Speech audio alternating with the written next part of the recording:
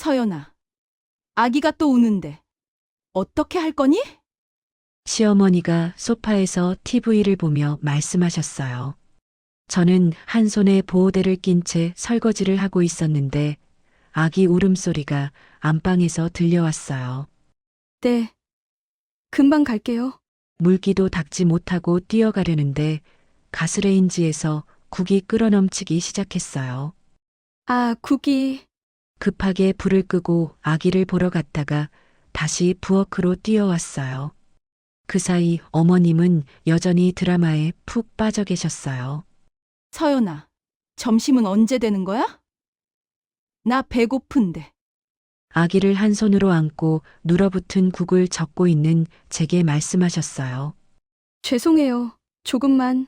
그때 젓가락을 놓쳐 바닥에 떨어뜨렸어요. 손목이 너무 아팠거든요. 아이고, 정말 답답해. 그런 것도 제대로 못해? 눈물이 왈칵 쏟아졌어요. 하지만 어머님은 몰랐어요. 이 모든 장면이 거실 홈캠에 고스란히 녹화되고 있다는 걸. 본격적인 이야기를 시작하기에 앞서 구독과 좋아요를 눌러주시면 저희 채널의 이야기를 빠르게 받아보실 수 있습니다. 그럼 이야기 시작하겠습니다. 안녕하세요. 저는 이서연이에요. 34살, 이제 막 엄마가 된 지 3주째입니다. 출산 전까지만 해도 마케팅팀에서 일했어요. 그런데 임신하면서 자연스럽게 퇴사하게 됐죠. 요즘은 아기 키우랴, 재취업 준비하랴 정신이 없어요. 그런데 손목이랑 허리가 말을 안 듣네요. 아무래도 출산 후유증이겠죠. 우리 남편 도현 씨는 IT 회사에서 재택근무를 해요. 성격이 차분하고 합리적이거든요. 그래서 결혼할 때도 우리 둘이서 잘해보자고 했었어요. 다만 시부모님 앞에서는 좀 조용해지죠. 그런 면이 아쉽긴 하지만요. 출산하고 나서 정말 힘들었어요. 밤낮 없이 우는 아기, 하루 종일 젖 물리기, 기저귀 갈기. 잠은 언제 자는지 모르겠더라고요. 그러던 어느 날 시어머니께서 전화를 주셨어요. 서연아, 산후조리는 내가 책임질게. 목소리에 확신이 가득했어요. 박정임 어머님은 원래 단호한 분이시거든요. 평소에 나는 며느리 복이 없다는 말씀을 자주 하시긴 하지만 이럴 때는 정말 든든하다는 생각이 들었어요. 도연 씨도 안심했나 봐요. 엄마가 와주신다니까 다행이야. 혼자서는 한계가 있잖아. 저도 기대했어요. 아무래도 경험 많은 어머님이시니까 아기 키우는 노하우도 많이 알고 계실 거고 제가 좀 쉴 수 있을 거라고 생각했거든요.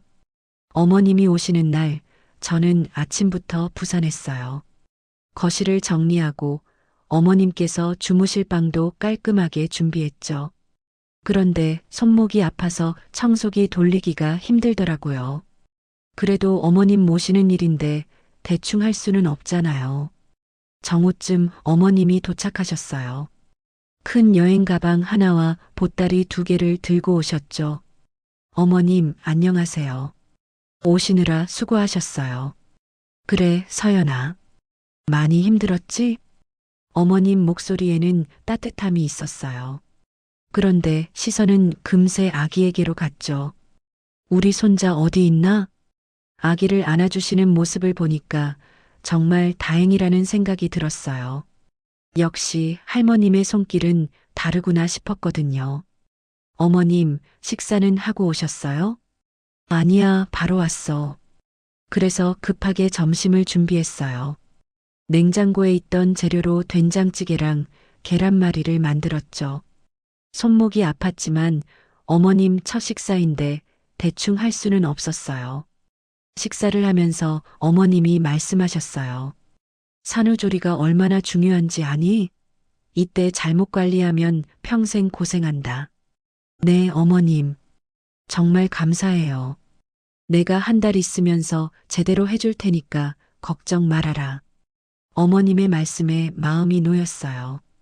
그런데 점심을 드시고 나서부터 분위기가 조금씩 달라지기 시작했어요. 어머님은 거실 소파에 앉아서 TV를 켜셨어요. 오후 드라마가 나오고 있었죠. 그런데 그때 아기가 울기 시작했어요. 어머님, 아기가 우네요. 응?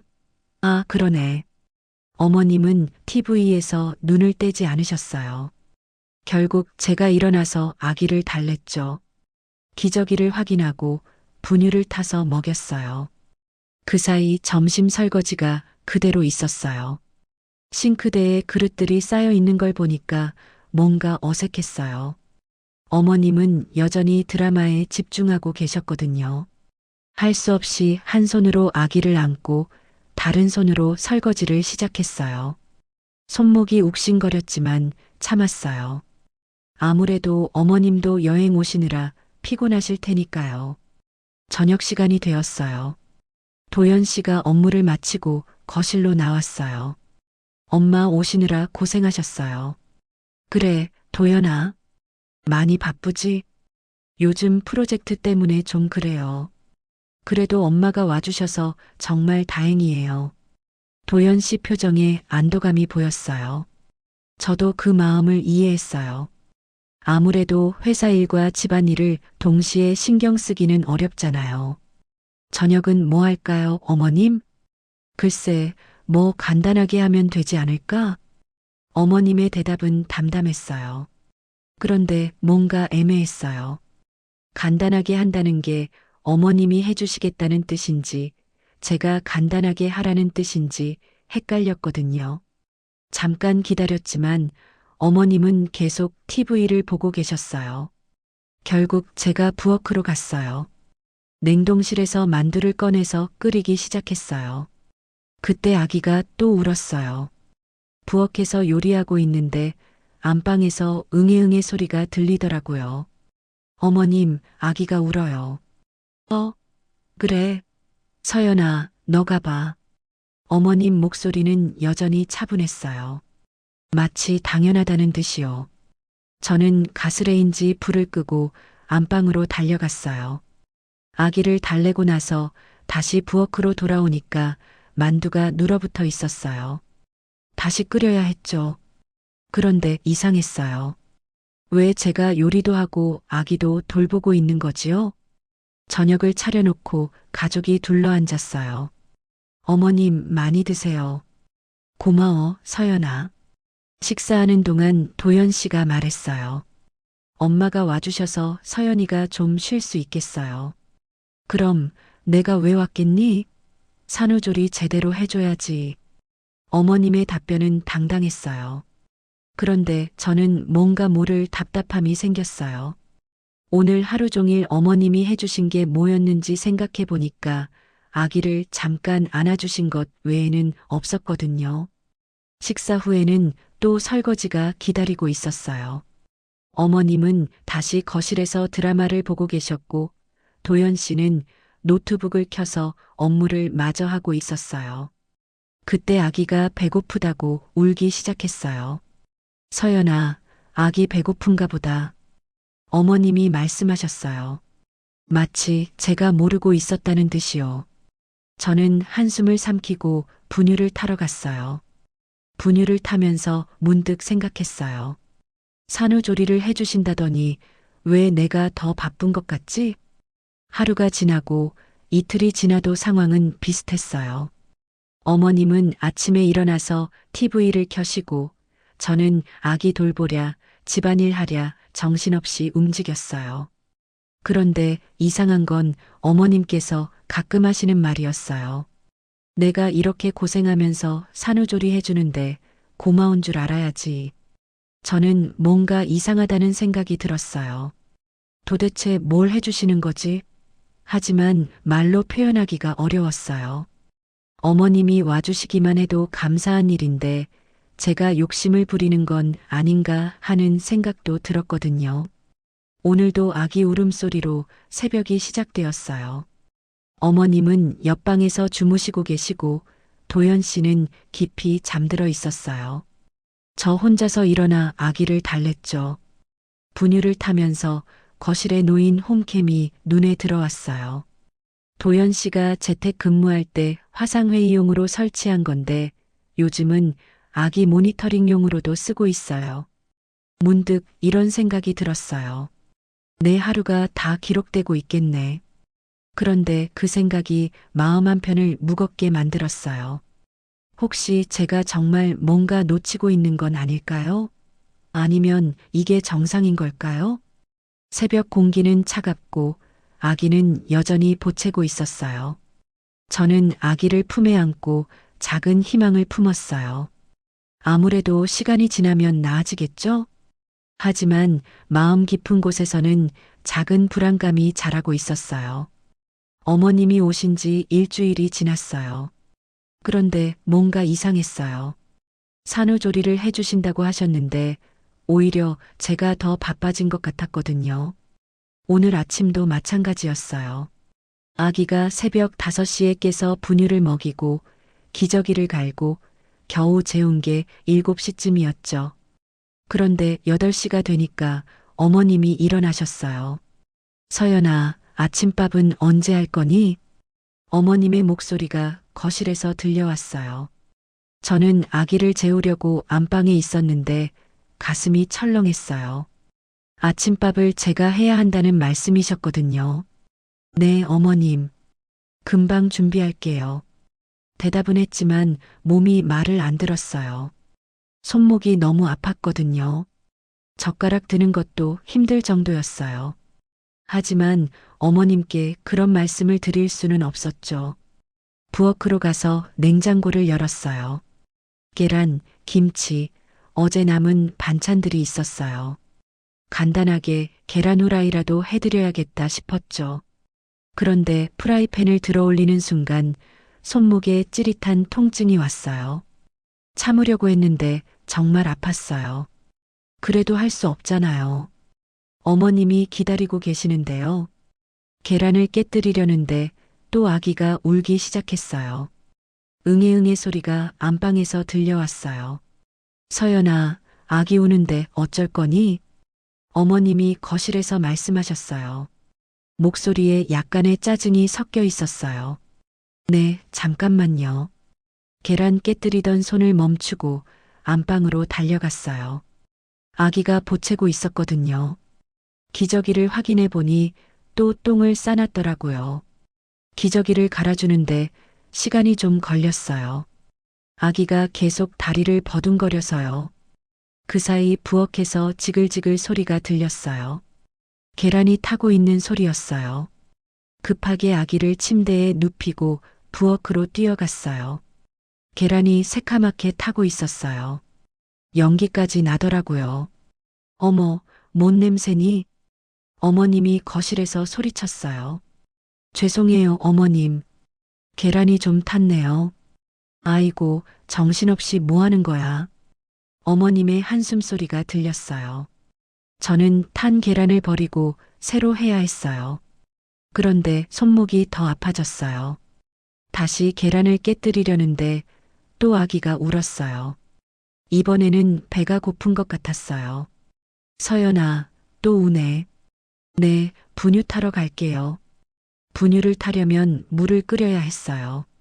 그런데 계란도 해야 하고 밥도 해야 하고 정신이 없었어요. 물을 끓이면서 계란을 부치려고 했어요. 그런데 젓가락으로 계란을 뒤집으려니까 손목에 힘이 들어가지 않았어요. 계란이 반으로 찢어졌어요. 밥은 언제 되는 거니? 어머님이 부엌으로 오셨어요. 탄 계란 냄새와 아기 울음소리 때문에 짜증이 나신 것 같았어요. 조금만 기다려주세요, 어머님. 아이고, 이렇게 할 거면 내가 뭐하러 왔나 몰라. 어머님이 혀를 끌끌 차셨어요. 그 소리가 가슴에 와 닿았어요. 제가 잘못하고 있는 것 같았거든요. 어머님, 죄송해요. 집에 있으니까 밥 정도는 내가 해야지. 내가 산후조리 해주러 온 건 맞지만 밥까지 내가 다 할 수는 없잖니. 어머님의 말씀이 명확했어요. 집안일은 제 몫이라는 뜻이었어요. 그런데 뭔가 이상했어요. 산후조리를 해주러 오셨다면서 왜 제가 모든 걸 해야 하는 거죠? 하지만 말로 표현할 수는 없었어요. 어머님이 와주시는 것만으로도 감사한 일이니까요. 분유가 끓고 있는 동안 다시 계란을 부쳤어요. 이번에는 조심스럽게 했어요. 그런데 아기 울음소리가 더 커졌어요. 서연아, 아기 좀 어떻게 해봐. 너무 시끄러워. 어머님 목소리에 짜증이 더 섞였어요. 네, 금방 갈게요. 계란을 뒤집다가 또 찢어뜨렸어요. 손에 힘이 없으니까 제대로 안 되더라고요. 그래도 어쩔 수 없이 그대로 접시에 담았어요.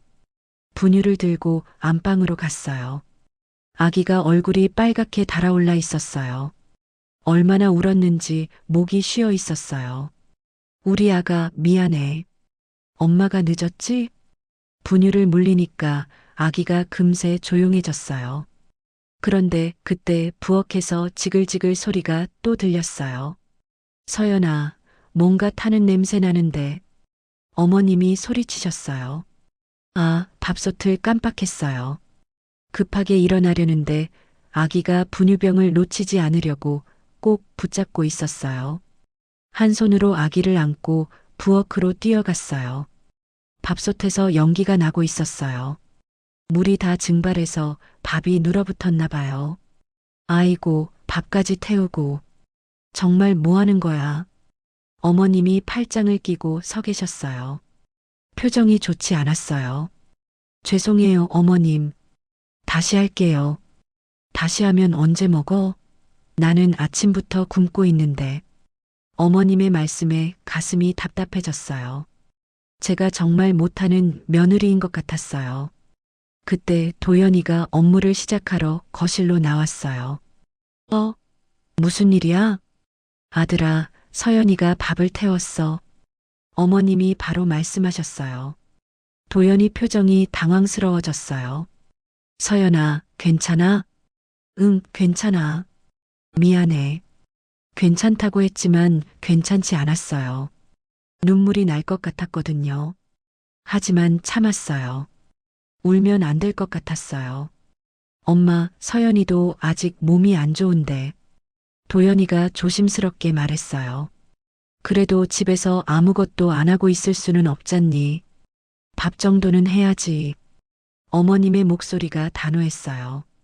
결국 편의점에서 김밥을 사와서 아침을 먹었어요. 어머님은 내내 불만스러워 하셨어요. 내가 산후조리 해주러 왔는데 이런 식이면 뭐하러 왔나 싶어. 그 말씀이 계속 머릿속에 맴돌았어요. 어머님이 해주시는 산후조리가 도대체 뭔지 모르겠었어요. 점심때도 마찬가지였어요. 어머님이 낮잠을 주무시다가 일어나셔서 말씀하셨어요. 서연아, 점심은 뭐 할 거니? 또 제가 해야 한다는 뜻이었어요. 그런데 손목은 더 아팠어요. 아침에 무리해서 그런지 젓가락도 제대로 못 잡겠더라고요. 라면이라도 끓여드려야겠다 싶어서 부엌에 갔어요. 그런데 라면 봉지를 뜯으려니까 손에 힘이 없어서 안 뜯어졌어요. 가위를 가져와서 뜯었어요. 물을 끓이고 라면을 넣었어요. 그런데 또 아기가 울기 시작했어요. 서연아, 아기가 또 우는데. 어머님이 거실에서 말씀하셨어요. 그런데 이번에는 일어나서 아기를 보러 오지 않으셨어요. TV에서 눈을 떼지 않으셨거든요. 라면이 끓고 있는데 아기를 봐야 했어요. 불을 끄고 안방으로 갔어요. 아기가 기저귀에 또 싸놨더라고요. 기저귀를 갈아주고 나서 부엌으로 돌아오니까 라면이 퍼져 있었어요. 면발이 뚝뚝 끊어질 정도로 익어 있었어요. 그래도 드실 수 있을 정도였어요.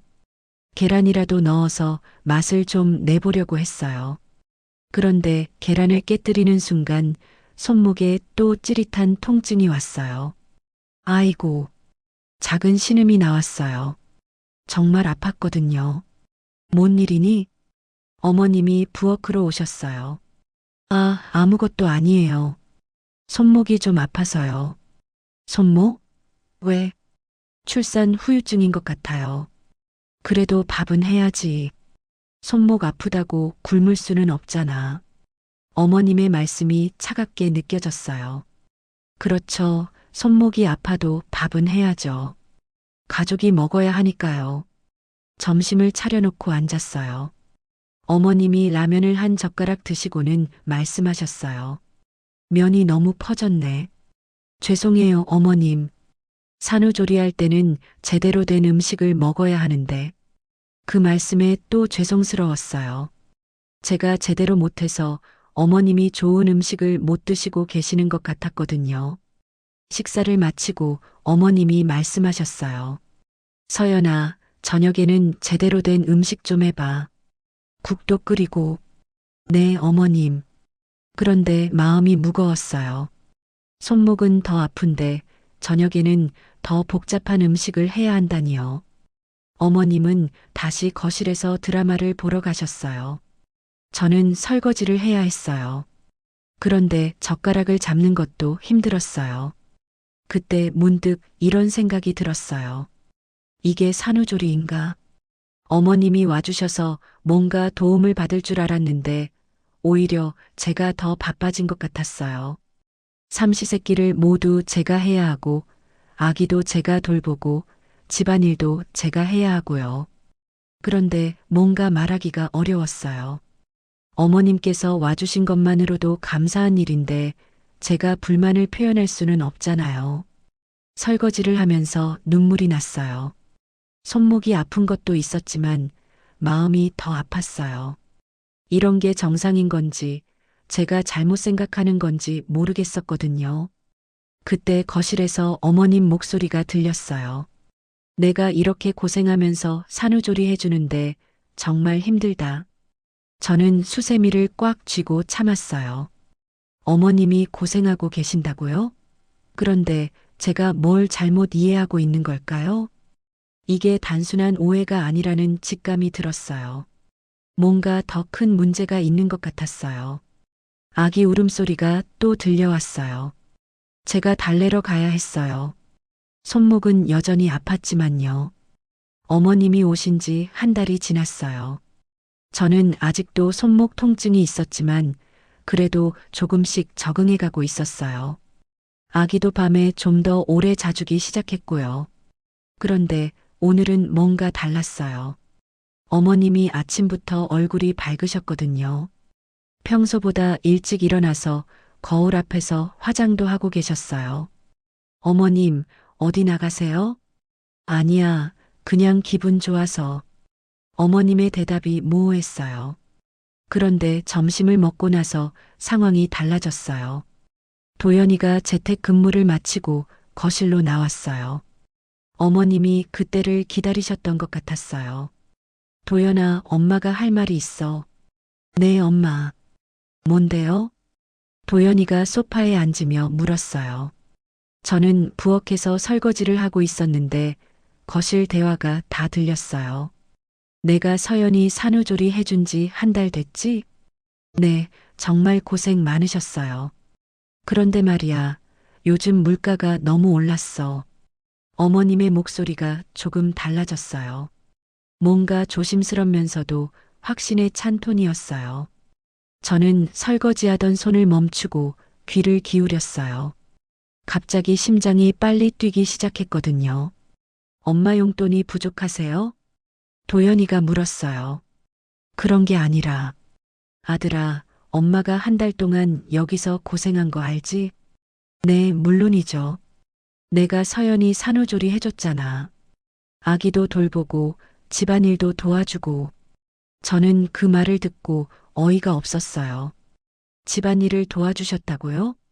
오히려 제가 모든 걸 했는데요. 하지만 부엌에서 나가서 말할 수는 없었어요. 그래서요, 엄마. 조리해준 사람한테는 보답을 해야 하는 거 아니야? 어머님의 말씀에 거실이 조용해졌어요. 도연이도 뭔가 당황한 것 같았어요. 보답이요? 응. 옛날에는 산후조리 해준 사람한테 옷 한 벌은 사주는 게 예의였어. 저는 접시를 놓고 그 자리에 서 있었어요. 손이 덜덜 떨렸어요. 이게 뭔 소리인가 싶었거든요. 아, 그런 거군요. 그럼 옷 사드릴까요? 도연이가 말했어요. 그것도 좋고, 아니면 용돈을 좀 더 주면 어떨까? 드디어 본론이 나왔어요. 어머님이 원하시는 게 바로 이거였구나 싶었어요. 용돈을 더요? 응. 한 달에 50만 원 정도? 내가 여기서 고생한 것 치고는 적은 거야. 저는 깜짝 놀랐어요. 50만 원이라니요. 도연이 월급이 많지 않은데 그런 돈을 매달 드릴 수 있을까요? 엄마, 그런데 지금 상황이. 도연이가 조심스럽게 말을 시작했어요. 왜? 돈이 없어? 어머님 목소리가 차갑게 변했어요. 그런 건 아니지만 아기용품비며 병원비며 들어갈 게 많아서요. 아이고, 그런 거야 당연한 거 아니야?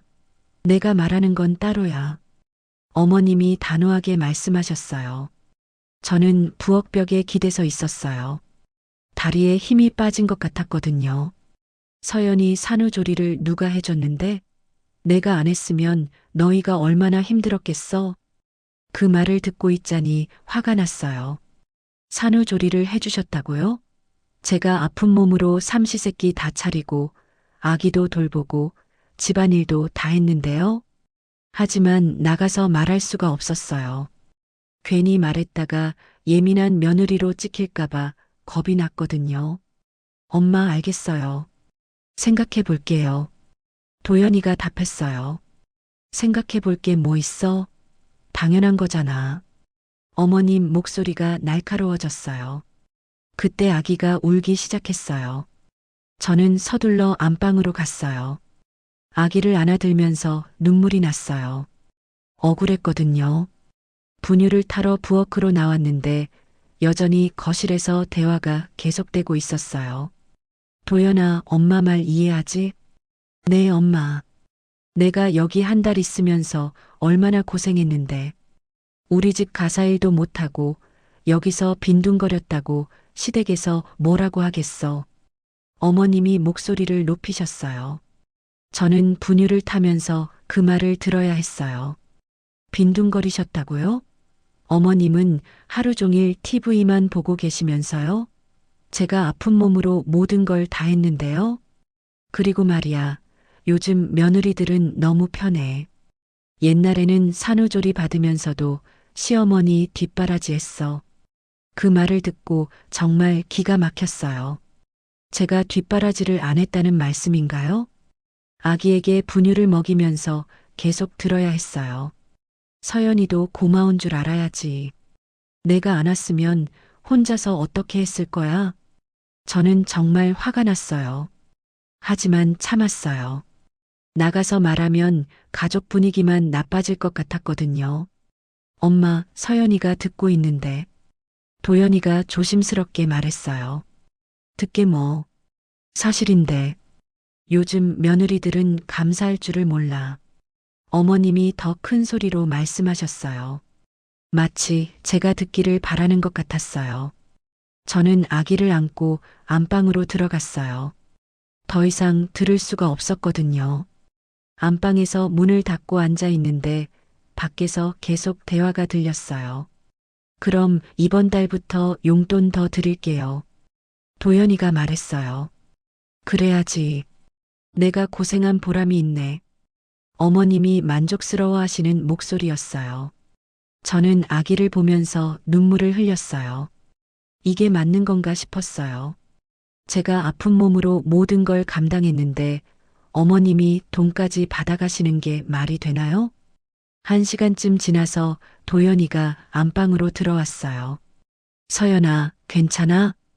응, 괜찮아. 저는 거짓말을 했어요. 전혀 괜찮지 않았거든요. 엄마 말 들었지? 응, 미안해. 엄마가 좀. 도연이가 말을 끝맺지 못했어요. 어려운 표정이었어요. 괜찮아. 어머님이 고생하셨으니까. 저는 또 거짓말을 했어요. 정말로는 화가 났지만 말할 수가 없었어요. 그래도 좀 그렇네. 용돈을 더 달라니. 도연이가 한숨을 쉬었어요. 우리 살림이 어떤지 아시잖아. 아기용품비도 많이 들고. 엄마한테 그 얘기 해봤어? 응. 근데 당연한 거라고 하시네. 도연이의 목소리에 피로감이 느껴졌어요. 저는 뭐라고 말해야 할지 몰랐어요. 어머님이 잘못하셨다고 말하기도 어렵고 그렇다고 맞다고 할 수도 없었거든요. 일단 이번 달만 해보자. 그 다음에 생각해보고 도연이가 말했어요. 응, 알겠어. 저는 고개를 끄덕였어요. 하지만 마음속으로는 이상했어요. 왜 제가 의견을 묻지도 않고 정해지는 거죠? 그날 저녁 어머님이 기분이 아주 좋으셨어요. 저녁 준비를 하는 제게 말씀하셨어요. 서연아, 오늘 고기 좀 해봐. 기분이 좋으니까. 네, 어머님. 저는 냉동실에서 고기를 꺼냈어요. 손목이 아팠지만 참았어요. 역시 자식이 효도해야 기분이 좋아. 어머님이 혼잣말하듯 말씀하셨어요. 저는 고기를 굽으면서 생각했어요. 과연 이게 맞는 건가요? 제가 이상한 건가요? 저녁을 차리고 식탁에 앉았어요. 어머님이 고기 한 점을 드시고는 말씀하셨어요. 역시 고기는 달라. 오랜만에 제대로 된 음식 먹네. 그 말을 듣고 마음이 아팠어요. 그동안 제가 해드린 음식들은 제대로 된 음식이 아니었나 보네요. 앞으로는 이런 음식 자주 해줘. 내가 여기 있는 동안은. 네, 어머님. 저는 대답했지만 속으로는 한숨이 나왔어요. 어머님이 언제까지 계실 계획이신지 모르겠어요. 식사를 마치고 설거지를 하는데 거실에서 어머님과 도연이가 또 대화를 하고 계셨어요. 도연아, 엄마가 다음 달에 친구들이랑 여행 가려고 하는데. 네, 재밌게 다녀오세요. 그런데 여행비가 좀 부족해. 또 시작이었어요. 저는 설거지하던 손을 멈췄어요. 얼마나 필요하세요? 그냥 조금만. 100만 원 정도? 저는 접시를 떨어뜨릴 뻔했어요. 100만 원이라니요. 엄마, 그건 좀. 왜? 엄마가 여행 한 번 가는 것도 안 돼? 어머님 목소리가 서운해하는 톤으로 변했어요. 저는 부엌에서 숨을 죽이고 있었어요. 이런 대화를 들어야 하는 제 처지가 초라했어요. 결국 그날 밤 도연이가 저에게 말했어요. 서연아, 엄마 여행비 문제 어떻게 생각해? 잘 모르겠어. 당신이 정해. 저는 솔직한 대답을 할 수 없었어요. 반대한다고 하면 어머님을 미워하는 며느리가 될까봐 겁이 났거든요. 그날 밤 저는 잠을 잘 수 없었어요. 어둠 속에서 천장을 바라보며 생각했어요. 이게 정말 정상인 걸까요? 제가 이상한 걸까요? 아기가 자는 모습을 보면서 문득 무서워졌어요. 우리 아이도 이런 환경에서 자라야 하는 걸까요? 창밖은 깜깜했어요. 저는 그 어둠 속에서 혼자라는 생각이 들었어요. 병원에서 돌아오는 길이었어요. 손목 통증이 너무 심해서 결국 정형외과에 갔거든요. 의사 선생님이 손목 보호대를 착용하라고 하셨어요. 산후 관절염 증상이 있네요. 무리하지 마시고 충분히 쉬세요. 의사 선생님의 말씀이었어요. 하지만 저는 쓴웃음이 나왔어요. 쉬라고요? 집에서 쉴 수가 있나요? 집에 들어서니까 어머님이 거실에서 TV를 보고 계셨어요. 제 손목에 하얀 보호대가 감긴 걸 보시더니 한숨을 쉬셨어요. 뭐야, 그거? 손목이 아파서 병원에 다녀왔어요. 병원까지 갔어? 그냥 파스 붙이면 될걸. 어머님의 반응이 차가웠어요. 마치 제가 호들갑을 떤다는 표정이었어요. 의사 선생님이 보호대 착용하라고 하셨어요. 애 낳았다고 유세는. 옛날 사람들은 애 낳고 사흘 만에 밭일 나갔어. 어머님의 말씀에 가슴이 먹먹해졌어요. 유세라니요. 저는 그냥 아프다고 말한 것뿐인데요. 어머님, 점심 뭘 드릴까요? 글쎄, 몸이 아프다는데 밥은 할 수 있어? 어머님이 비꼬듯 말씀하셨어요. 저는 아무 말 못하고 부엌으로 갔어요. 보호대를 낀 채로 요리하기가 쉽지 않았어요. 칼질도 어렵고 펜도 제대로 못 들겠더라고요. 그래도 할 수밖에 없었어요. 냉장고에서 재료를 꺼내려는데 어머님이 부엌으로 오셨어요. 아이고, 그런 식으로 하면 언제 다 해? 어머님이 혀를 끌끌 차시더니 제 옆으로 오셨어요. 이런 것도 못하면서 어떻게 살려고 그래. 그 말을 들으니까 정말 서러웠어요. 저도 아프지 않으면 잘할 수 있는데요. 점심을 차려놓고 식탁에 앉았어요. 어머님이 국 한 숟가락을 드시고는 얼굴을 찌푸리셨어요. 간이 싱거우네. 죄송해요, 어머님. 아픈 게 핑계가 되나? 밥은 제대로 해야지.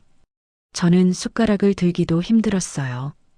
보호대 때문에 손목을 구부리기가 어려웠거든요. 하지만 어머님은 그런 건 신경 안 쓰시는 것 같았어요. 식사를 마치고 설거지를 하는데 접시가 미끄러져서 깨져버렸어요. 보호대 때문에 제대로 잡지 못한 거였어요. 또 먹겠어? 어머님이 부엌으로 달려오셨어요. 죄송해요, 어머님. 손목이 아파서. 아픈 건 핑계고 조심성이 없는 거야. 어머님이 짜증스럽게 말씀하시더니 깨진 접시 조각을 주우셨어요. 이 접시 비싼 거였는데 그 말을 들으니까 더 미안했어요. 제가 계속 실수만 하는 것 같았거든요. 오후에는 더 힘들었어요. 아기가 보채는데 보호대 때문에 안기가 어려웠어요. 그런데 어머님은 여전히 거실에서 드라마를 보고 계셨어요. 서연아, 아기 좀 조용히 시켜봐. 드라마가 안 들려. 네, 어머님. 저는 한 손으로 아기를 안고 젖병을 준비했어요. 정말 힘들었지만 참았어요. 그런데 젖병에 분유를 넣으려다가 또 흘려버렸어요. 보호대 때문에 손놀림이 어색했거든요. 뭐 하는 거야, 거기서? 어머님이 소리치셨어요. 분유를 흘렸어요. 아이고, 정말 답답해. 그런 것도 제대로 못해? 어머님이 부엌으로 오셔서 제 손에서 젖병을 빼앗으셨어요. 내가 할게. 너는 그냥 앉아 있어. 하지만 어머님도 분유를 다 타시고는 다시 거실로 가셨어요. 아기에게 먹이는 건 역시 제 몫이었어요. 저녁 준비 시간이 됐어요. 어머님이 말씀하셨어요. 오늘 저녁에는 뭐 할 거니? 간단한 거로 해. 네, 어머님. 간단한 거라고 하셔서 계란찜이라도 해드리려고 했어요. 그런데 계란을 풀려니까 젓가락을 제대로 잡을 수가 없었어요. 보호대 때문에 힘이 잘 안 들어가더라고요. 계란을 풀다가 그릇이 미끄러져서 바닥에 떨어뜨렸어요. 또야? 어머님이 한숨을 크게 쉬셨어요. 죄송해요. 미안하다고 되는 게 아니야. 조심 좀 해. 저는 바닥에 엎질러진 계란을 치우면서 눈물이 날 것 같았어요. 제가 이렇게 못하는 사람이었나 싶었거든요. 결국 라면으로 저녁을 대신했어요. 어머님이 라면 몇 젓가락 드시고는 말씀하셨어요. 이게 저녁이야? 라면을? 손목이 아파서 제대로 못했어요. 아픈 거 핑계 대지 마. 다른 사람들은 다 하고 사는데. 어머님 말씀이 점점 날카로워졌어요. 요즘 젊은 애들은 조금만 아파도 난리야. 나는 애 셋 낳고 키우면서도 그런 소리 안 했어. 저는 아무 말 못했어요. 뭔가 잘못된 것 같았지만 어떻게 대답해야 할지 모르겠었거든요. 저녁을 마치고 설거지를 하는데 접시를 또 떨어뜨렸어요. 다행히 깨지지는 않았지만 물이 튀었어요. 아이고, 진짜. 어머님이 부엌으로 오셔서 말씀하셨어요. 이렇게 할 거면 설거지도 하지 마. 더 일만 만들어. 죄송해요, 어머님. 미안하다고만 하지 말고 조심 좀 해. 보호대 핑계 대지 말고. 그 말을 들으니까 정말 서러웠어요. 핑계가 아니라 정말 아픈데요. 그날 밤 도연이에게 하루 일을 얘기하려고 했어요. 오늘 어머니가 계속 서연아, 엄마도 걱정돼서 그러시는 거야. 도연이가 제 말을 끊으며 말했어요. 손목 아픈 게 심하면 좀 더 쉬어. 쉬고 싶은데 어머님이 엄마한테 말해봐. 이해해 주실 거야. 도연이는 그렇게 말했지만 저는 어머님이 이해해 주실 것 같지 않았어요.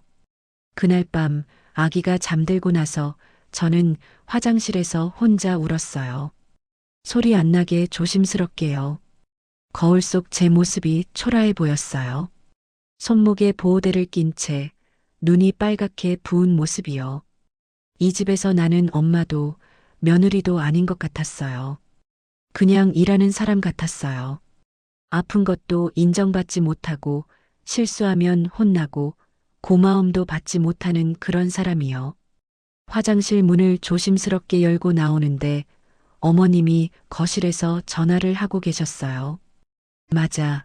요즘 며느리들 진짜 약해. 손목 아프다고 난리야. 어머님이 누군가와 전화하시는 소리였어요. 병원까지 가서 보호대 했어. 웃기지 않아? 저는 그 자리에 서서 듣게 됐어요. 애 낳았다고 뭔 여왕인 줄 아나 봐. 옛날 사람들은 안 그랬는데. 어머님이 웃으시면서 말씀하시는 걸 들으니까 가슴이 너무 아팠어요. 산후조리 해준다고 왔는데 오히려 내가 고생이야. 저는 더 이상 듣고 있을 수가 없어서 안방으로 들어갔어요. 침대에 누워서 천장을 바라보면서 생각했어요. 정말 제가 이상한 걸까요? 너무 약한 걸까요? 옆에서 자고 있는 아기를 보니까 더 슬펐어요. 이 아이 엄마가 이런 취급을 받아도 되는 걸까요? 그때 결심했어요. 더 이상 이렇게 살 수는 없다고요. 저는 조용히 일어나서 핸드폰을 꺼냈어요. 그리고 메모장에 썼어요. 더 이상 참지 않겠다. 내가 뭔가 해야 한다. 작은 글씨였지만 제게는 큰 다짐이었어요. 창밖을 보니까 달이 밝게 떠 있었어요. 그 달빛을 보면서 다시 한번 다짐했어요. 내일부터는 달라질 거예요. 도연은 재택근무 중이었어요. 화상회의가 끝나고 잠깐 휴식을 취하려고 했는데 모니터에 켜져 있던 홈캠 화면이 눈에 들어왔어요. 평소에는 신경 쓰지 않던 화면이었는데 오늘은 뭔가 달라 보였어요. 화면 속에서 서연이 한 손에 보호대를 낀 채 설거지를 하고 있었어요. 움직임이 어색했고 자꾸 접시를 떨어뜨릴 뻔하더라고요. 그 옆 거실에서는 어머니가 소파에 편하게 누워 TV를 보고 계셨어요. 드라마에 푹 빠져 있는 모습이었어요. 도연은 잠깐 화면을 지켜봤어요. 뭔가 이상했거든요. 그때 아기 울음소리가 들렸어요. 화면 속 서연이 서둘러 손을 닦고 안방으로 뛰어갔어요. 하지만 어머니는 여전히 TV에서 눈을 떼지 않으셨어요. 도연은 이상함을 느꼈어요. 아기가 우는데 왜 어머니가 보러 가지 않으시는 거죠? 홈캠 녹화 기능을 확인해 봤어요. 최근 며칠간의 영상들이 저장되어 있더라고요. 어제 영상을 재생해 봤어요. 화면 속에서 서연이 아침 일찍부터 부엌에 서 있었어요. 밥을 짓고 국을 끓이고 반찬을 준비하고 있었어요. 손목 보호대를 낀 채로요. 그런데 어머니는 9시가 넘어서야 일어나셨어요. 그리고는 바로 거실 소파에 앉아 TV를 켜셨고요. 뭐지 이게? 도연은 중얼거리며 계속 영상을 봤어요. 점심시간 영상이었어요. 서연이 한 손으로 라면을 끓이고 있는데 아기가 울기 시작했어요. 서연이 급하게 불을 끄고 아기를 보러 갔어요. 그 사이 어머니가 부엌에 오셔서 라면이 퍼진 걸 보고 혀를 끌끌 차시더라고요. 서연이 아기를 달래고 돌아오자 어머니가 뭔가 말씀하시는 모습이 보였어요. 표정으로 봐서는 좋은 말이 아닌 것 같았어요. 도연의 가슴이 답답해졌어요. 며칠 전 영상도 확인해 봤어요. 새벽 5시 아기가 울어서 서연이 일어나는 모습이 보였어요. 분유를 타고 기저귀를 갈고 아기를 재우는 모습이요. 그런데 어머니 방에서는 아무 소리도 나지 않았어요. 오전 내내 서연이 혼자서 모든 걸 하고 있었어요. 청소하고 빨래하고 밥 준비하고요. 어머니는 계속 TV만 보고 계셨고요. 이게 뭐야? 도연은 믿을 수 없었어요. 어머니가 산후조리를 해주신다고 하셨는데 실제로는 서연이 모든 걸 다 하고 있었거든요. 더 충격적인 건 어제 저녁 영상이었어요. 서연이 저녁 준비를 하다가 접시를 떨어뜨린 장면이었어요. 어머니가 부엌으로 오셔서 뭔가 말씀하시는 모습이 보였어요. 서연이 고개를 숙이고 사과하는 모습도요. 그 후 서연이 화장실로 들어갔다가 나오는데 눈이 빨갛게 부어 있었어요. 운 것 같았어요. 도연의 손이 떨렸어요. 아내가 혼자서 이런 고생을 하고 있었는데 자신은 전혀 몰랐던 거예요. 더 심각한 건 그 다음이었어요. 어머니가 거실에서 전화하시는 모습이 보였어요. 누군가와 대화하시면서 웃고 계셨어요.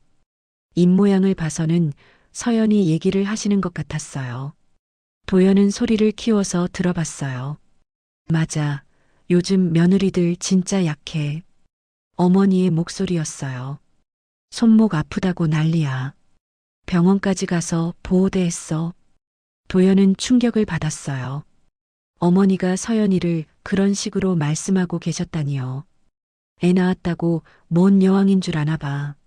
그 말을 듣는 순간 도연의 가슴에 뭔가가 터지는 것 같았어요. 며칠 더 거슬러 올라가서 영상을 확인해 봤어요. 어머니가 처음 오셨던 날이었어요. 서연이 어머니를 반갑게 맞이하는 모습이 보였어요.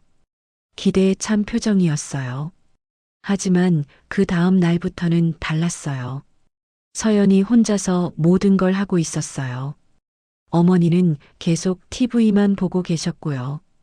가장 충격적인 장면은 일주일 전이었어요. 서연이 손목이 아파서 젓가락도 제대로 못 잡는 모습이 보였어요. 그런데도 어머니 식사를 준비하고 있었어요. 그때 어머니가 서연이에게 뭔가 말씀하시는 장면이었어요.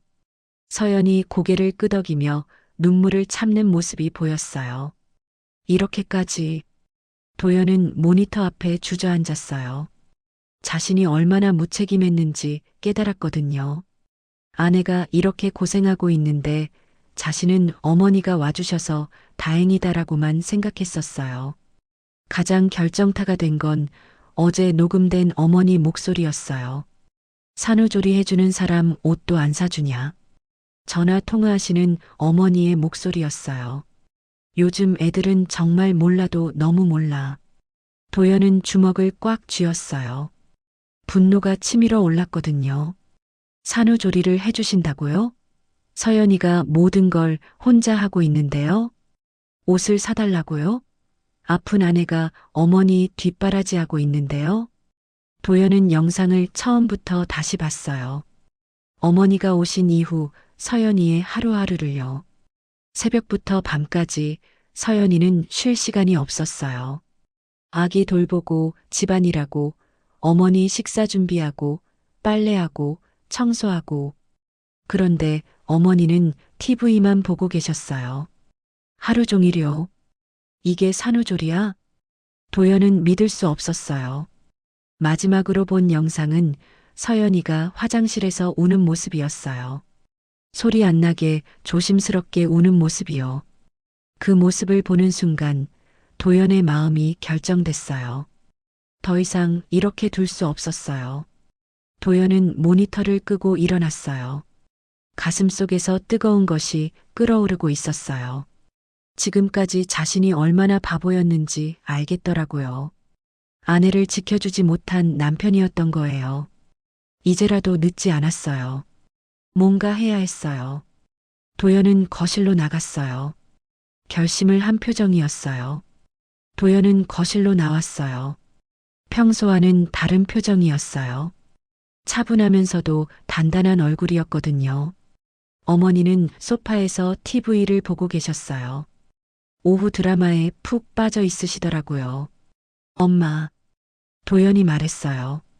목소리가 평상시와 달랐어요. 왜? 일하다 말고 어머니가 TV에서 눈을 떼지 않으신 채 대답하셨어요. 엄마, 잠깐 얘기 좀 해요. 드라마 끝나고 해. 지금 중요한 장면이야. 어머니의 답변이었어요. 하지만 도연은 TV를 꺼버렸어요. 리모컨을 들어서 전원을 눌렀거든요. 야, 뭐 하는 거야? 어머니가 놀라시며 일어나셨어요. 엄마, 우리 진지하게 얘기해요. 도연의 목소리에 무게가 실려 있었어요. 어머니도 뭔가 심상치 않음을 느끼신 것 같았어요. 무슨 얘기? 산후조리 얘기요. 그 말을 들은 순간 어머니의 표정이 약간 경계심으로 바뀌었어요. 왜? 내가 뭘 잘못했어? 엄마가 여기 와서 뭘 해주셨어요? 도연이 차분하게 물었어요. 뭘 해줬냐고? 산후조리 해줬잖아. 1달 넘게. 어머니가 당당하게 답하셨어요. 구체적으로 뭘 해주셨는지 말해보세요. 뭘 구체적으로? 여기 있으면서 도와준 거지. 어머니의 대답이 애매했어요. 도연은 핸드폰을 꺼냈어요. 홈캠 녹화 영상을 저장해 놨거든요. 이것 좀 보세요. 도연이 영상을 재생했어요. 오늘 아침 영상이었어요. 화면에는 서연이 새벽 5시에 일어나서 아기를 돌보는 모습이 나왔어요. 분유를 타고 기저귀를 갈고 아기를 재우는 모습이요. 이게 뭐야? 어머니가 영상을 보시며 당황하셨어요. 엄마는 9시에 일어나셨어요. 그리고 바로 TV를 켜셨고요. 도연이 영상을 계속 보여줬어요. 화면에는 서연이 아침 준비를 하는 모습이 나왔어요. 보호대를 낀 손으로 어렵게 요리하는 모습이요. 그 옆에서 어머니는 소파에서 드라마를 보고 계셨어요. 이게 산후조리예요? 도연의 목소리가 점점 높아졌어요. 잠깐, 이건 어머니가 말씀을 시작하려 하셨지만 도연이 계속했어요. 점심시간 영상도 있어요. 화면에는 서연이 라면을 끓이다가 아기가 울어서 급하게 뛰어가는 모습이 나왔어요. 그 사이 라면이 퍼지고 어머니가 혀를 끌끌 차시는 모습도요. 여기서 엄마가 뭘 도와주셨어요? 그건 어머니가 당황하시며 말을 더듬으셨어요. 더 있어요. 도연이 며칠 전 영상을 보여줬어요. 서연이 손목이 아파서 접시를 떨어뜨렸을 때 어머니가 혀를 끌끌 차시며 뭔가 말씀하시는 장면이었어요. 엄마, 이게 산후조리예요? 아픈 며느리한테 이런 식으로 하는 게요? 도연의 목소리에 분노가 섞이기 시작했어요. 도연아, 그건 내가 모르는. 뭘 모른다고요? 도연이 어머니 말을 끊었어요. 이것도 보세요. 이번에는 어머니가 전화하시는 영상이었어요. 소리까지 함께 나왔어요. 요즘 며느리들 진짜 약해. 손목 아프다고 난리야. 어머니의 목소리가 핸드폰에서 나왔어요. 애 낳았다고 뭔 여왕인 줄 아나 봐. 그 소리를 듣는 순간 도연의 얼굴이 완전히 굳어졌어요. 엄마 맞아요? 도연이 낮은 목소리로 물었어요. 도연아, 그건 이게 엄마가 할 말이에요? 도연의 목소리가 떨리기 시작했어요. 분노 때문이었어요. 아픈 며느리를 뒤에서 이런 식으로 말하는 게요? 어머니가 할 말을 잃으셨어요. 그리고 용돈 얘기는 뭐예요? 도연이 계속했어요. 산후조리 해줬으니까 돈 내놓으라는 게요? 그건 당연한 거 아니야? 어머니가 목소리를 높이셨어요. 뭐가 당연해요? 서연이가 모든 걸 혼자 다 하는데요? 도연도 목소리를 높였어요. 내가 뭘 그렇게 잘못했어. 어머니가 역정을 내셨어요. 여기 와서 도와준 게 잘못이야? 도와줬다고요? 도연이 믿을 수 없다는 표정을 지었어요. 엄마는 1달 동안 TV만 봤어요. 서연이가 아픈 몸으로 모든 걸 다 했고요. 그래도 내가 여기 있었잖아. 어머니가 소리쳤어요. 있기만 하면 뭐해요? 도움이 되지 않는데요? 도연의 말에 어머니가 화가 나셨어요. 야, 이 녀석아. 엄마한테 이렇게 말하는 거야? 지금 상황에서 그게 중요해요? 도연이 되받아쳤어요. 서연이가 얼마나 힘들었는지 아세요? 힘들면 말하면 되잖아. 어머니가 소리쳤어요. 말할 수 있는 분위기였어요? 도연이 반박했어요. 엄마가 계속 핀잔 주고 뒤에서 험담하는데요. 어머니가 잠깐 말문이 막히셨어요. 이것 좀 보세요. 도연이 마지막 영상을 틀었어요. 서연이가 화장실에서 혼자 우는 모습이었어요. 이게 뭐예요? 도연의 목소리가 떨렸어요. 내 아내가 왜 숨어서 울어야 해요? 어머니가 그 영상을 보시고는 잠깐 당황하셨어요. 그건 엄마 때문이에요. 도연이 단호하게 말했어요. 엄마가 서연이를 힘들게 한 거예요. 내가 언제? 어머니가 소리쳤어요. 지금까지 다 봤잖아요. 증거도 있고요. 도연이 핸드폰을 들어 올렸어요. 이런 게 산후조리예요? 이런 게 시어머니가 할 일이에요? 어머니의 얼굴이 빨갛게 달아올랐어요. 너 지금 나를 뭘로 보는 거야? 지금까지 하신 걸 보면 도연이 말을 끝맺지 못했어요. 너무 화가 나서요. 이건 부모가 할 짓이 아니에요. 도연이 최종적으로 말했어요. 며느리를 이렇게 괴롭히는 게요. 어머니가 그 말을 듣고는 입을 다물지 못하셨어요. 괴롭히다니. 그럼 뭐예요? 도움이었어요? 도연이 되물었어요. 아픈 사람한테 일만 시키고 뒤에서 험담하는 게요? 어머니의 표정이 점점 굳어졌어요. 지금까지 당당하던 모습이 흔들리기 시작했거든요. 너 정말. 엄마, 이제 그만해요. 도연이 조용하지만 단호하게 말했어요. 더 이상 서연이 괴롭히지 마세요. 그 순간 거실에 정적이 흘렀어요. 어머니는 할 말을 잃으신 것 같았어요. 지금까지의 당당함이 완전히 사라졌거든요. 도연의 눈에는 더 이상 흔들림이 없었어요. 결심한 표정이었어요. 바로 그때 안방에서 서연이 나왔어요. 아기 울음소리 때문에 나온 것 같았어요. 하지만 거실 분위기를 보고는 얼어붙었어요. 무슨 일이에요? 서연이 조심스럽게 물었어요. 도연이 서연을 보며 말했어요. 이제 됐어. 더 이상 참지 않아도 돼. 거실에 무거운 침묵이 흘렸어요. 어머님은 소파에 앉아 계셨지만 더 이상 당당한 모습이 아니었어요. 도연이 보여준 영상들 때문에 할 말을 잃으신 것 같았거든요. 저는 문 앞에 서서 상황을 파악하려고 했어요. 뭔가 큰 일이 벌어진 것 같았어요. 무슨 일이에요? 제가 다시 물었어요. 서연아, 괜찮아. 이제 다 해결될 거야. 도연이 저를 보며 말했어요. 표정이 평소와 달랐어요. 확고한 결심을 한 얼굴이었거든요. 어머님이 갑자기 일어나셨어요. 좋아, 알겠어. 어머님 목소리가 차가웠어요. 내가 여기 있는 게 그렇게 싫으면 나가면 되잖아. 그리고는 자기 방으로 들어가셨어요. 문을 세게 닫는 소리가 들렸어요. 저는 당황했어요. 갑자기 무슨 일인지 모르겠었거든요. 도연아, 무슨 일이야? 잠깐 설명할게. 도연이 제 손을 잡고 거실 소파에 앉았어요. 서연아, 미안해. 갑자기 사과부터 하더라고요. 왜 갑자기? 내가 너무 몰랐어. 엄마가 여기서 뭘 하고 있는지. 도연이 핸드폰을 저에게 보여줬어요. 홈캠 영상들이었어요. 이거 봐. 영상을 보는 순간 저는 깜짝 놀랐어요. 제가 하루 종일 집안이라는 모습이 다 찍혀 있었거든요. 이걸 언제? 아까 우연히 봤어.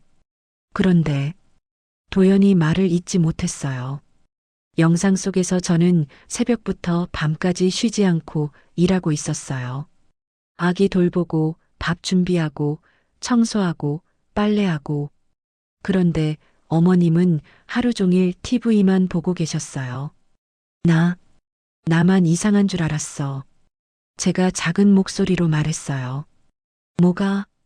어머님이 산후조리 해주신다고 하셨는데 왜 내가 더 바쁜지 모르겠었어.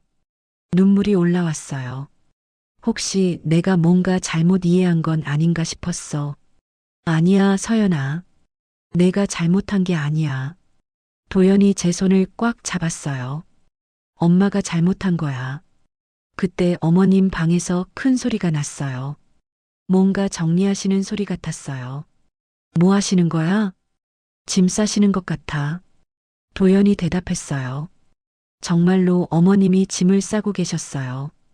옷가지들을 가방에 넣으시는 소리가 들렸거든요. 도연아, 어머님이 화나셨나 봐. 저는 걱정이 됐어요. 화나실 만해. 내가 영상 보여드렸거든. 영상을? 어머니가 여기서 하신 일들 다 찍힌 거. TV 보시는 것도, 전화로 내 욕하시는 것도. 제가 깜짝 놀랐어요. 전화로 내 욕을? 응. 요즘 며느리들은 약하다, 애 낳았다고, 여왕인 줄 안다, 이런 얘기. 그 말을 듣는 순간 가슴이 아팠어요. 어머님이 저를 그런 식으로 생각하고 계셨다니요. 그래서 어머님한테 따졌어. 도연이 계속 말했어요. 이게 산후조리냐고, 이게 엄마가 할 일이냐고. 저는 복잡한 기분이었어요. 한편으로는 도연이가 제 편을 들어줘서 고마웠지만 다른 한편으로는 가족 사이가 틀어질까봐 걱정됐어요. 어머님이 방에서 나오셨어요. 큰 가방을 들고 계셨어요. 나간다. 어머님이 짧게 말씀하셨어요. 어머님, 제가 말을 꺼내려 했지만 어머님이 저를 쳐다보지도 않으셨어요. 도연아, 엄마가 그렇게 나쁜 사람이었니? 어머님이 도연에게 말씀하셨어요. 목소리에 서운함이 가득했어요. 나쁘다는 게 아니라 잘못하셨다는 거예요. 도연이 차분하게 대답했어요. 서연이가 아픈데 도와주지는 못할 망정 더 힘들게 하셨잖아요. 내가 언제? 어머님이 소리쳤어요. 영상 다 봤잖아요. 증거가 있는데 뭘 더 말해요? 도연의 목소리도 단호했어요. 어머님이 더 이상 할 말이 없으신 것 같았어요. 가방을 들고 현관으로 향하셨어요. 어머님, 그래도 제가 따라가려 했지만 도연이 제 손을 잡았어요. 나도 서연아. 하지만 어머님이 화나셨는데 지금은 시간이 필요해. 현관문이 쾅 하고 닫혔어요. 어머님이 나가신 거예요. 거실이 갑자기 조용해졌어요. 그동안 늘 들리던 TV 소리도 없고 어머님 목소리도 없었어요. 이제 어떻게 해? 제가 불안해하며 물었어요. 일단 우리끼리 살아보자. 도연이 말했어요. 어머님이 더 화나시면 어떻게 해? 그건 그때 생각해보자. 도연이 제 어깨를 토닥여줬어요. 지금은 내 몸 회복이 우선이야. 그날 저녁 처음으로 저희 가족만의 식사를 했어요. 간단하게 배달 음식을 시켰어요. 손목 괜찮아? 도연이 물었어요. 조금 나아진 것 같아. 정말이었어요. 스트레스가 줄어서 그런지 통증이 조금 덜했어요. 앞으로는 내가 더 도와줄게. 고마워. 저는 정말 고마웠어요.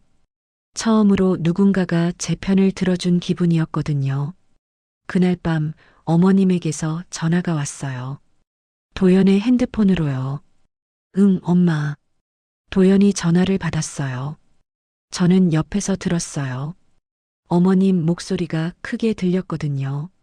도연아, 엄마가 그렇게 잘못했니? 엄마, 우리 이미 얘기했잖아요. 그래도 엄마인데. 엄마라고 해서 뭘 해도 되는 건 아니에요.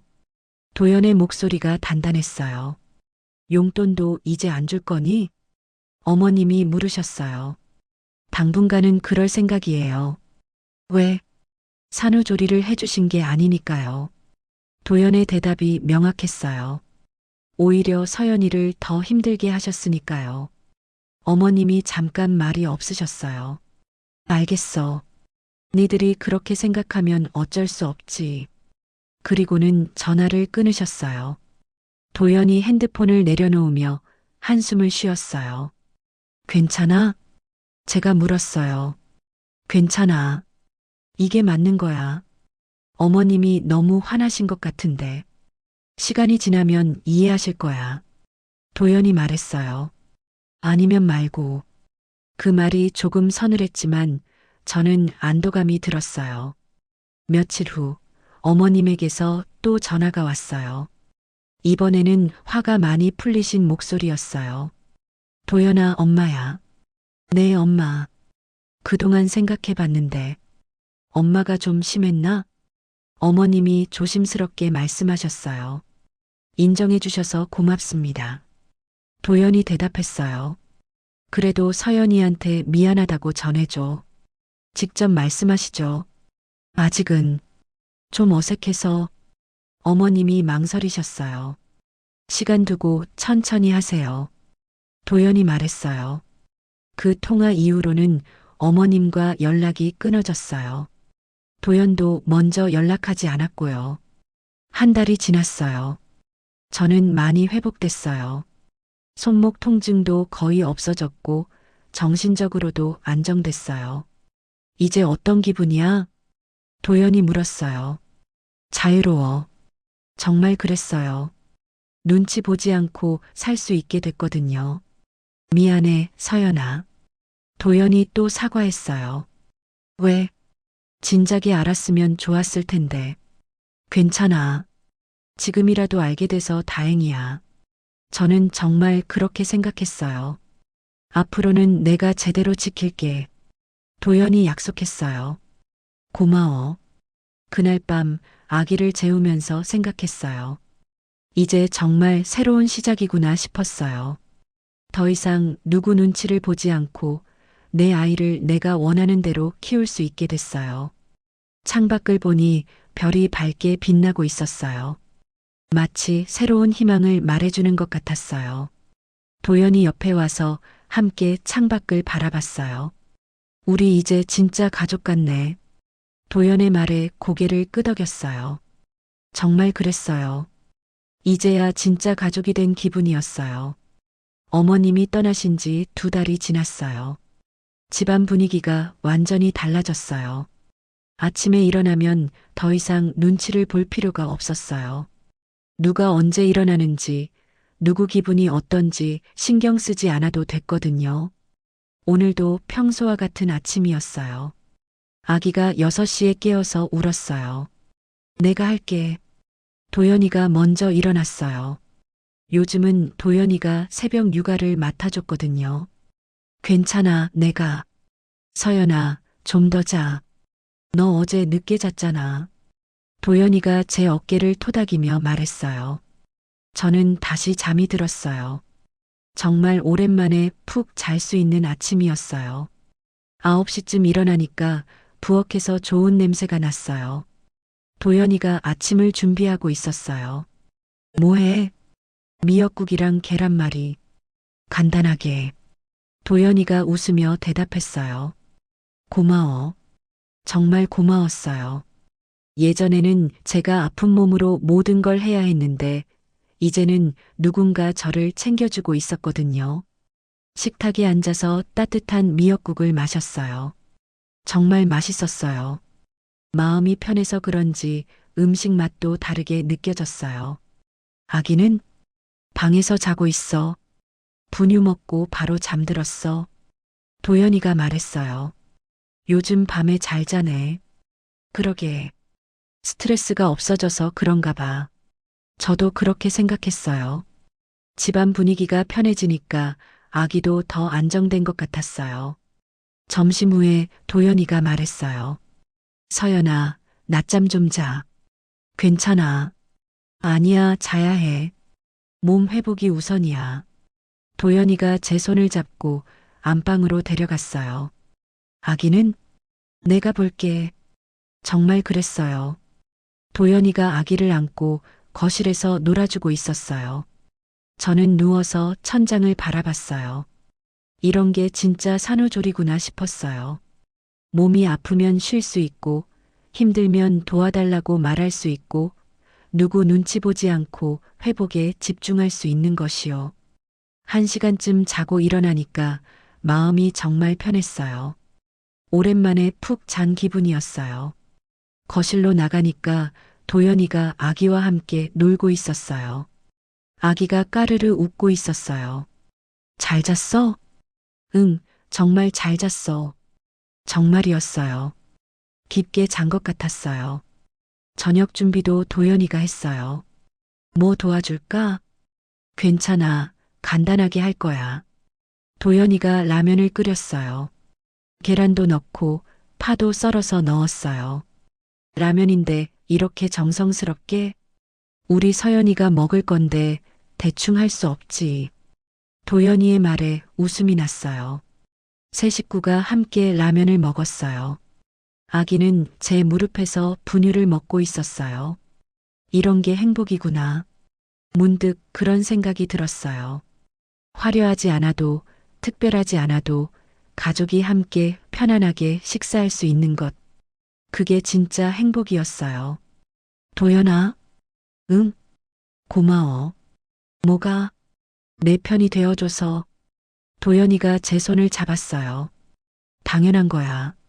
우리 가족이니까. 그 말을 들으니까 눈물이 날 것 같았어요. 좋은 의미의 눈물이었어요. 그날 밤 아기를 재우면서 지난 일들을 생각해 봤어요. 어머님이 오시기 전에는 산후조리가 뭔지 잘 몰랐어요. 그냥 누군가 와서 도와주는 거라고 생각했거든요. 하지만 이제 알겠어요. 산후조리는 누가 와주는 게 아니라 산모를 사람으로 대해주는 거였어요. 아픈 걸 인정해주고, 쉬게 해주고, 힘들어하면 도와주고, 무엇보다 존중해주는 것이요. 어머님은 와주셨지만 저를 사람 취급 안 해주셨어요. 그저 일하는 기계 정도로 생각하셨던 것 같아요. 하지만 도연이는 달랐어요. 제가 아프면 쉬라고 하고 힘들면 도와주고 무엇보다 제 마음을 알아줬어요. 서연아, 뭐 생각해? 도연이가 옆에 누우며 물었어요. 그냥 요즘 행복하다는 생각. 나도. 도연이가 웃었어요. 앞으로도 이렇게 살자. 응. 창밖을 보니 달이 밝게 떠 있었어요. 예전에는 그 달을 보면서 답답했는데 이제는 희망적으로 보였어요. 우리 아기도 이런 분위기에서 자라니까 좋겠다. 제가 말했어요. 그러게. 사랑받으면서 자랄 거야. 도연이가 대답했어요. 다음 날 아침 처음으로 제가 아침을 만들어 봤어요. 오랜만에 요리하고 싶었거든요. 괜찮아? 손목은? 도연이가 걱정했어요. 응, 이제 많이 좋아졌어. 정말 그랬어요. 스트레스가 없어지니까 몸도 빨리 회복된 것 같았어요. 간단하게 김치찌개를 끓였어요. 오랜만에 만드는 거라 맛이 어떨지 걱정됐지만 도연이가 맛있다고 했어요. 역시 우리 서연이가 만든 게 최고야. 그 말에 기분이 좋았어요. 점심때 친정 엄마가 오셨어요. 서연아, 많이 좋아 보인다. 엄마가 제 얼굴을 보며 말씀하셨어요. 네, 많이 좋아졌어요. 도연이가 잘해주나 보네. 네, 정말 잘해줘요. 정말이었어요. 도연이가 진짜 산후조리를 해주고 있었거든요. 엄마가 아기를 안아주시면서 말씀하셨어요. 이 아이는 참 복이 많겠다. 부모가 서로 아끼니까. 그 말을 듣고 가슴이 따뜻해졌어요. 엄마가 가신 후 세 식구만의 저녁 시간이었어요. 도연이가 설거지를 하고 저는 아기를 목욕시켰어요. 각자 할 일을 하면서도 서로 도우며 지냈어요. 이제 정말 가족 같네. 도연이가 말했어요. 진짜 그래. 저도 고개를 끄덕였어요.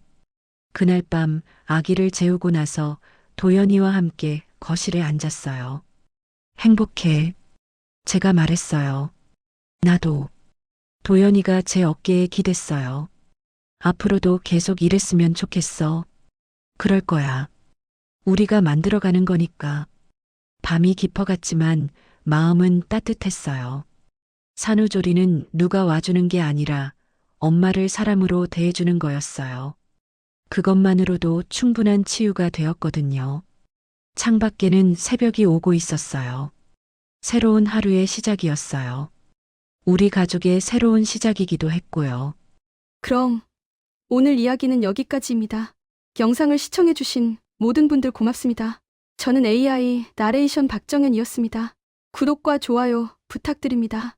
감사합니다.